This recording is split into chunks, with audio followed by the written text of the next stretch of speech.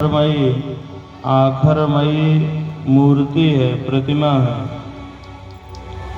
नारायण की अनेकों मूर्तियां जगत में सभी का हित करते हैं, कल्याण करते हैं। इस श्रीमद् भागवत महापुराण जैसे भगवान की सोने की, चांदी की, पीतल की, लोहे की, मिट्टी की, बालू की, गोबर की अनेक प्रकार की प्रतिमा होती हैं। पृथ्वीमयी प्रतिमा है, जलमयी प्रतिमा है, आकाशमयी प्रतिमा है परमात्मा की। ऐसे श्रीमद् भागवत परब्रह्म परमात्मा का शब्द रूप है, शब्द ब्रह्म है। ये शब्द ब्रह्म वक्ता की वाणी में बैठ के श्रोता के कान के द्वार से और हृदय रूपी भवन में प्रवेश किया करता है। भागवत के शब्द ब्रह्म, ब्रह्म का जो शब्द स्वरूप है श्रीमद् भागवत, वो वक्ता की वाणी के द्वारा श्रोता के कान के द्वार से और हृदय में प्रवेश किया करता है। तो आप सब बड़े बड़े भागी हैं जो भागवत के शब्दों के द्वारा, जो कि ब्रह्म का शब्द स्वरूप है, और उसका श्रवण करके आपके हृदय में परमात्मा की भक्ति, परमात्मा का बोध, परमात्मा का ज्ञान और परमात्मा का प्रेम जो प्रकट हुआ है, जो होता है, जो भागवत का फल है, उससे अपने जीवन को अब धन्य बनाए। भागवत सुन के भगवान से प्रेम कैसे करना है, भगवान की भक्ति कैसे करनी है, ये जान के नारायण और फिर उसको अपनी क्रिया में, अपने जीवन में उसको उतारते हैं, तो भागवत सुनने का 100% फल मिलता है। और नहीं सुन लिया और उसको क्रिया में नहीं उतारे तो भक्ति का रस नहीं मिल पाता। आपको बताएं, भक्ति में, ज्ञान में, समाधि में, प्रेम में बहुत अनंत सुख है। ये कोई छोटी मोटी वस्तु नहीं है नारायण, ये अलभ्य लाभ है। ये पृथ्वी का नहीं, पूरे ब्रह्मांड का अलौकिक रस होता है नारायण। आपको बताएं, प्रेम में और समाधि में क्या सुख होता है, थोड़ा सा समय देंगे तो आप कितने बड़ा कार्य करके निवृत्त हुए हैं आपको अभी समझ में आएगा। पृथ्वी में जो आनंद की मीमांसा की गई है उपनिषदों में, वेदांत में, उसमें यह बताया है कि किसी एक युवा सज्जन व्यक्ति को जो पूरी पढ़ाई कर लिया हो और बहुत स्वस्थ होए, सुंदर होए, पूरी धरती का मालिक बना दिया जाए। युवा से आप साधु, युवा अध्यापक हुआ और उसको पूरी धरती का मालिक बना दिया जाए, उसका कोई दुश्मन ना होए, तो उसे जो सुख मिलेगा उसको वेदांत में कहा है एक मानुष आनंद होता है। एक मानुष का आनंद बड़ा से बड़ा ये होता है कि पूरी धरती का मालिक बन के और उसका कोई शत्रु ना होए। 100 मानुष आनंद इकट्ठा कर दो, मिला दो नारायण, तो जितना सुख, जितना आनंद मिलता है उतना आनंद एक गंधर्व को मिलता है। 100 गंधर्वों का जो आनंद होता है वो एक पितरों का आनंद होता है। 100 पितरों का जो आनंद होता है वो एक देवता का आनंद होता है। पितर भी 2 होते हैं, एक कर्म से पितृलोक में गए हैं और एक नित्य पितर होते हैं। तो जितने कर्म के पितर हैं उनसे 100 गुना सुख पितरों का होता है, पितरों से अधिक सुख देवतन का होता है। 100 देवतन का सुख मिलाएं तो उतना इंद्र का आनंद होता है। 100 इंद्र का आनंद मिलाएं तो एक बृहस्पति का आनंद होता है। अब 100 बृहस्पति का जितना आनंद है उतना मिला देना रहन तो एक ब्रह्मा का, एक प्रजापतेर आनंदा भवति।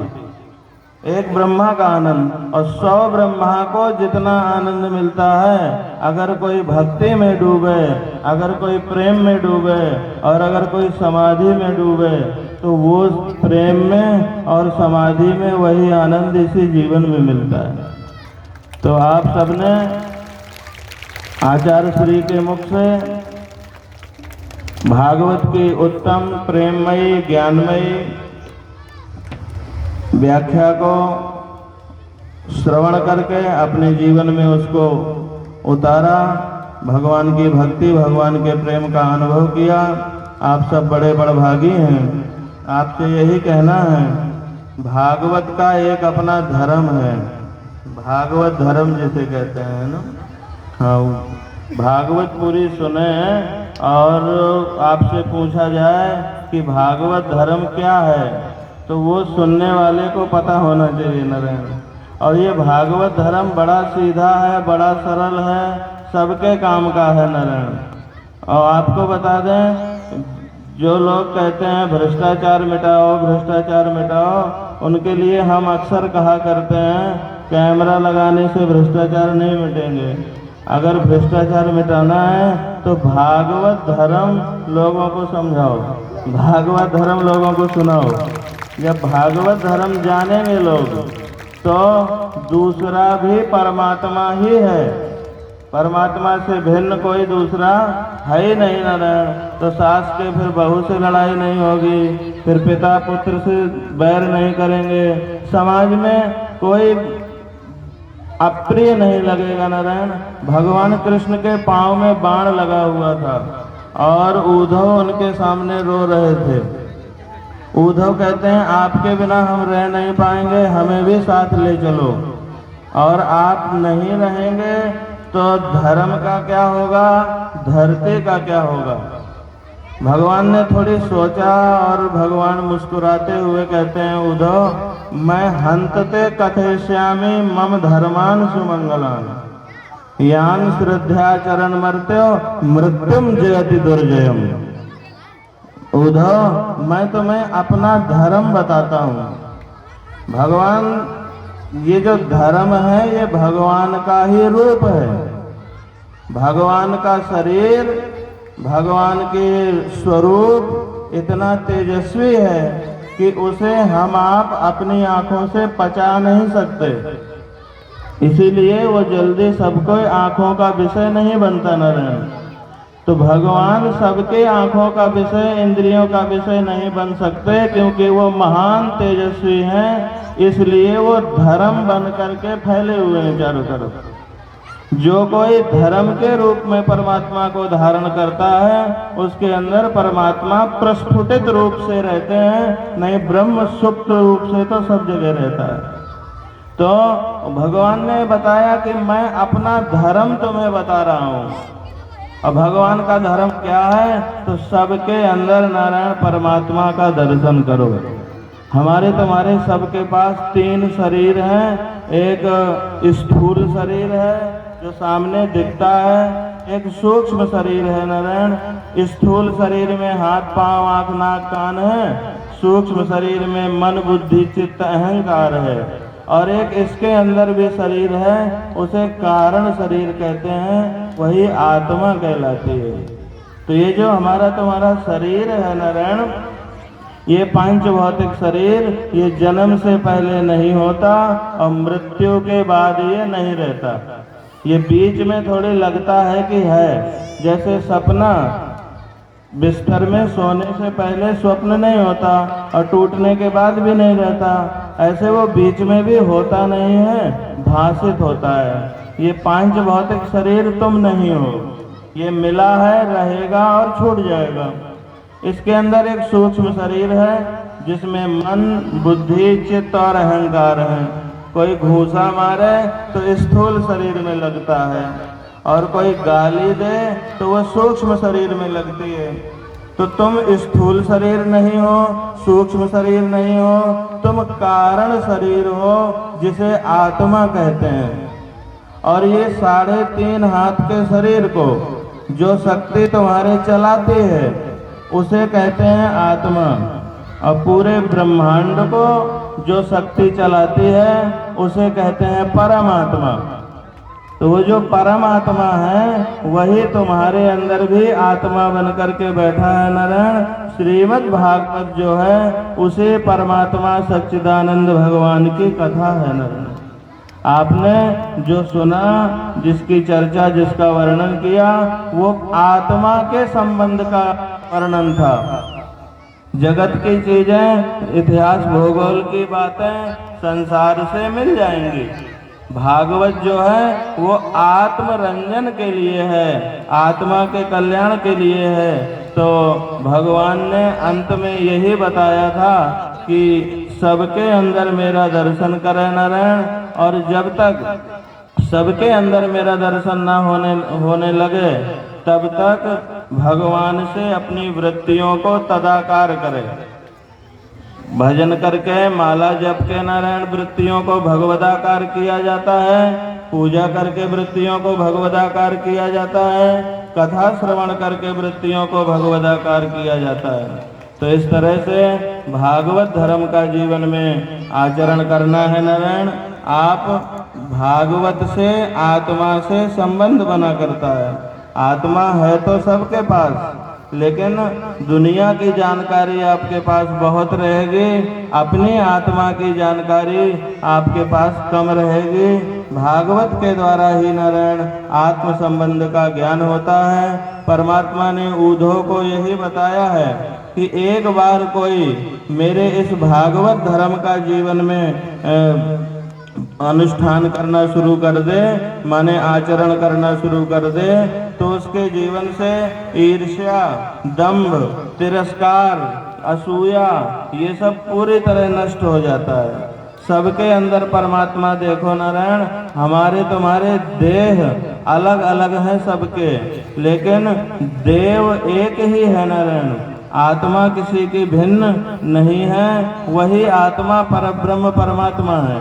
तो तनिक सोचो, परमात्मा तुम्हारे इतने करीब है कि वो तुम्हारे अंदर, तुम्हारी नाक से एक सांस की डोरी बन करके तुम्हारे हृदय को छू रहा है, और तुम्हारे अंदर बाहर निकल के बाहर के परमात्मा से तुम्हारी आत्मा को नित्य एक किए हुए है नारायण।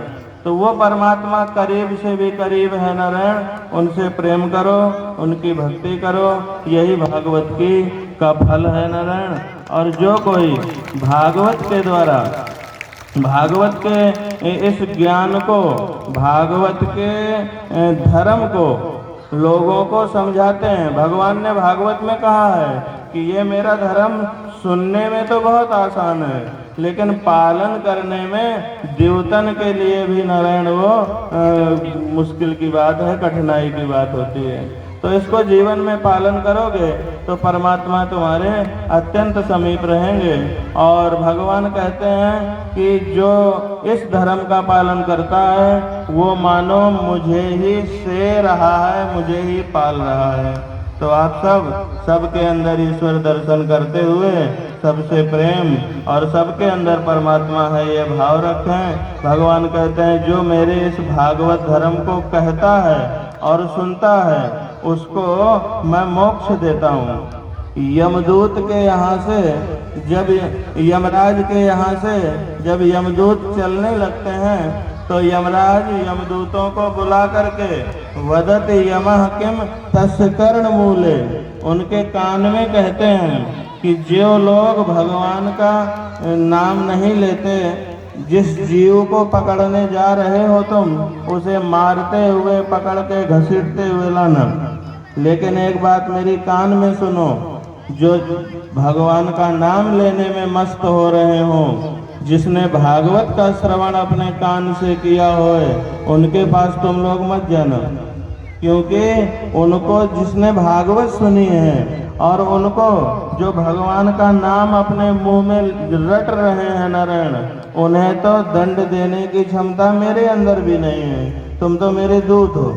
तो भागवत का नित्य श्रवण करते रहना चाहिए नारायण, भगवान के नाम का नित्य जाप करते रहना चाहिए। और जो कोई भागवत धर्म को कहता और सुनता है भगवान कहते हैं मैं कहने वाले को अपना स्वरूप तक दे देता हूँ नारायण, अपना स्वरूप दान कर देता हूँ।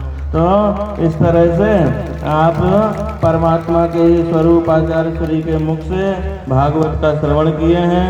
इससे प्रेम भक्ति और ज्ञान सीख के अपने जीवन को, आध्यात्मिक जीवन को भी और व्यवहारिक जीवन को भी नारायण उन्नत बनावें। एक सब एक दूसरे के अंदर परमात्मा भाव से सबकी सेवा करते हुए, सबके अंदर नारायण दर्शन करते हुए अपने जीवन के उत्तम लक्ष्य और लाभ को प्राप्त करें।